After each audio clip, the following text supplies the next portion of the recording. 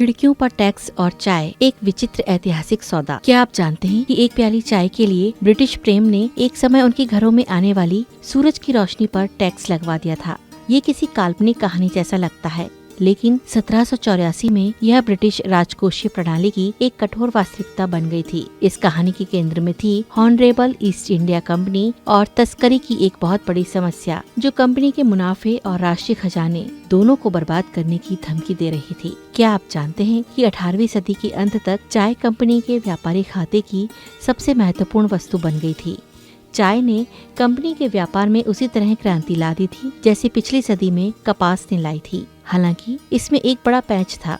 British सरकार ने चाय पर भारी शुल्क लगा दिया था, जो 79% से लेकर 127% तक था। क्या आप जानते हैं इन ऊंचे करों का परिणाम क्या हुआ? चूँकि चाय इतनी महंगी थी, इसलिए इंग्लैंड में पी जाने वाली आधी से अधिक चाय कंपनी के यूरोपीय प्रतिद्वंदियों द्वारा देश में तस्करी करके लाई जा रही थी। इससे कंपनी के गोदाम लाखों पाउंड महंगी चाय से भर गए थे, जिसे कोई खरीदने को तैयार नहीं था। क्या आप जानते हैं कि विलियम पिट द यंगर ने इस संकट को कैसे हल किया? उन्होंने 1784 का ऐतिहासिक कम्यूटेशन एक्ट पेश किया। इस कानून के पीछे का तर्क सरल लेकिन साहसी था। यदि सरकार चाय पर टैक्स कम कर दे तो तस्करों का मुनाफा खत्म हो जाएगा और जनता वापस कंपनी से कानूनी चाय खरीदने लगेगी। पिट ने चाय शुल्क को 100% से घटाकर मात्र 12.5% कर दिया। लेकिन क्या आप जानते हैं कि घर के मालिकों के लिए इसमें क्या पैंच था? ब्रिटिश सरकार उस टैक्स राजस्व को पूरी तरह नहीं छोड़ सकती थी, लेकिन ये राज्य की वित्तीय स्थिति के लिए अनिवार्य था।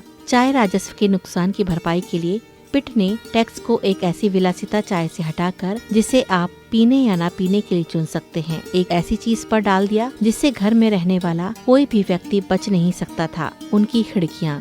यही कुख्यात विंडो टैक्स की उत्पत्ति थी।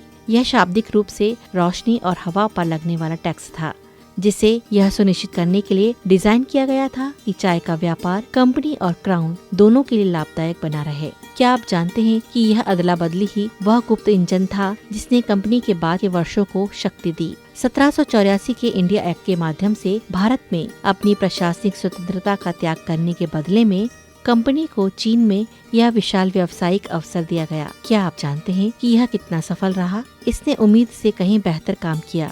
1830 तक अकेले चाय शुल्क से ब्रिटिश खजाने को सालाना 30 लाख पाउंड से अधिक मिल रहे थे, जो पूरे देश के राजस्व का लगभग 10वां हिस्सा था।